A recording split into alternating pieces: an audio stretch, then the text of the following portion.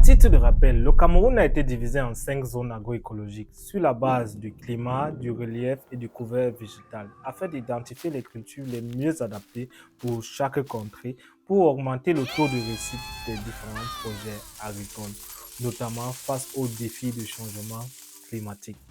Dans les précédentes vidéos, je vous ai présenté la zone soudano-sahélienne, la zone des hautes savanes guinéennes, la zone forestière à pluviométrie bimodale et aujourd'hui, nous parlerons de la quatrième zone, celle des hauts plateaux. Cette zone mesure 31 172 km² et est donc la plus petite des 5 zones. Néanmoins, son potentiel agricole n'est pas à questionner. Dans cette vidéo, je vais vous décrire cette zone et vous donner des conseils agronomiques sur les cultures envisagées, ceci afin d'économiser en intrants et fertilisants, boostant par ricochet votre productivité et chiffre d'affaires. Alors, restez bien jusqu'à la fin. C'est humain.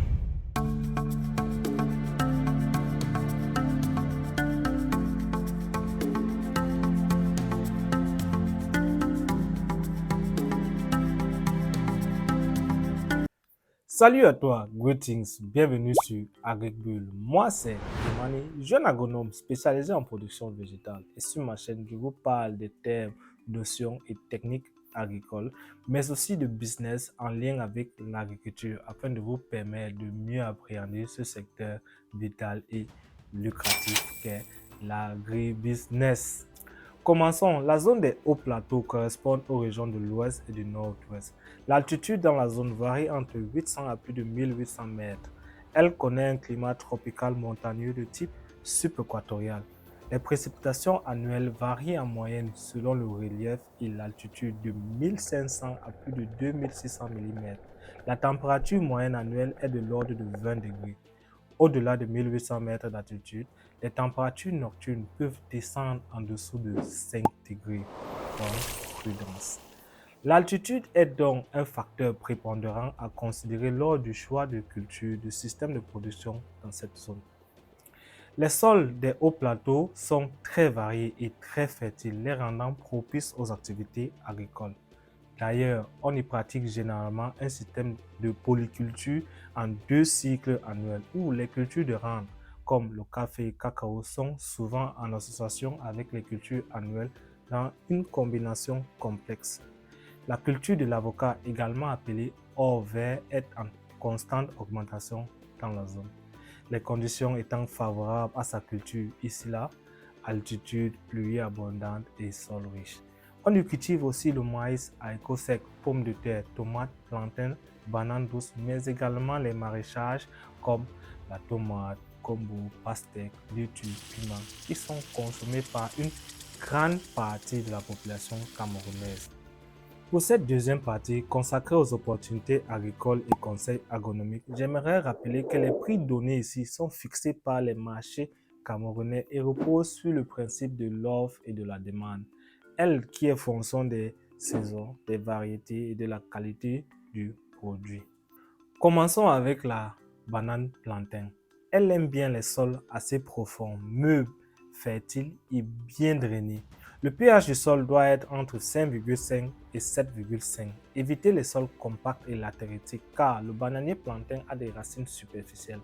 Pensez à apporter de la matière organique riche en phosphore. Cet élément favorisera un bon développement racinaire. Dépendamment des variétés, le cycle va de 11 à 22 mois. Pour le cas du frêne géant, si bien entretenu, vous aurez des régimes après 20 mois. Le rendement à l'hectare est de 11,9 tonnes et le prix du kilo varie entre 150 à 300 francs CFA, ce qui peut générer un chiffre d'affaires de 1,7 million à 3,5 millions par hectare. Curieusement, la banane plantain voit son prix grimper pendant la saison des pluies. Ensuite, nous avons le gombo. Il affectionne les sols légers, riches en matière organique. Évitez les sols compacts et argileux. Sa mise en place peut se faire en bion selon si vous êtes en zone de marécage ou à plat. Les particularités de la culture du gombo sont qu'elle n'a pas besoin d'une pépinière et les premiers fruits sortent après 60 à 70 jours. Évitez de laisser les fruits grossir trop longtemps, sinon ils deviendront durs, fibreux et invendables. Les rendements tournent autour de 11 à 13 tonnes par hectare. Vendu entre 100 à 200 francs le kilo, il donne un chiffre d'affaires de 1,1 million à 2,6 millions par hectare. La troisième culture est celle du haricot sec. Le haricot pousse bien sur des sols légers fertiles avec un pH proche de 7. Assurez-vous de bien labourer votre terrain, au moins à une profondeur de 20 à 25 cm. Même si le haricot a la capacité de fixer l'azote dans le sol, apportez un engrais qui contient quand même de l'azote, mais riche en phosphore, potassium et qui contient aussi un peu d'oxyde de magnésium. 2 mois après semis, vous aurez déjà les premières gousses, mais il faut attendre qu'elles sèchent. Je vous conseille de choisir la variété naine rouge qui donne des rendements de 1,5 tonnes à 400 francs le kilo. Ceci donne un chiffre d'affaires d'environ 600 000 francs à l'hectare. La pastèque, très demandée, est la quatrième culture. Elle se développe bien dans des sols sablonneux et le cycle met entre 3 à 4 mois. Les rendements peuvent aller jusqu'à 40 tonnes à l'hectare. Les prix qui sont en fonction de la variété, qualité, saison et volume du fruit varient entre 165 à 400 francs CFA et donnent entre 7,4 millions à 16 millions. Très rentable, n'est-ce pas? La dernière culture sera soit la tomate, poivron vert, piment. Elles sont toutes rentables. Prenons le piment, incontournable au Cameroun car on la retrouve partout dans nos mers, à la maison ou dans les rues sous forme de poissons braisés, pois braisés, etc. Le piment aime les sols bien fertiles, riches en éléments fertilisants. Elle peut être récoltée plusieurs fois et donc son cycle dépendra de vos objectifs. Mais attention à la virose du piment, cette maladie peut décimer vos plantes.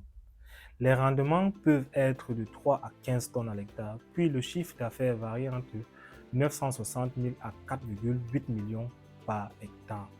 Attention, je pars sur la base que vous voulez faire une agriculture professionnelle. Avant de vous donner l'ordre de mise en place de ces 5 cultures, si vous disposez de 4 hectares et demi ou plus, il serait intéressant de faire la parcellisation. L'ordre que je vous suggère de suivre est la suivante. En premier lieu, commencez avec le haricot, parce qu'en plus de fixer de l'azote dans le sol, les restes de la plante, tiges, feuilles sèches enrichissent également le sol, ce qui vous fera économiser en engrais pour la prochaine culture. En deuxième position vient le piment, car comme mentionné plus haut, il est gourmand en éléments fertilisants. En troisième place vient la pastèque. Même si sa zone de prédilection est les sols sablonneux, le froid de cette zone est un bon indicateur qui peut favoriser un grossissement uniforme des feuillus. Maintenant, c'est à vous de tester votre témérité. En dernier viendra la banane plantain et le gombo. Formidable association parce que le gombo produit après 60 jours et peut être récolté sur plus de 6 semaines. Ceci vous permettra de générer des revenus avant les 6 mois de votre bananeraie, après quoi le couvert végétal des feuilles de plantain ne laisseront plus passer assez de lumière pour les cultures associées. Cette rotation de culture est vraiment une stratégie qui vaut des millions. Pourquoi? Chacune des 5 cultures provient d'une famille différente.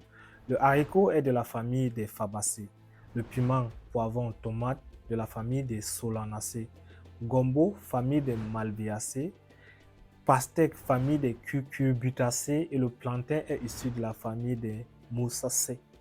Ce qui réduit la pression des maladies et vous fait économiser un produit phytosanitaire.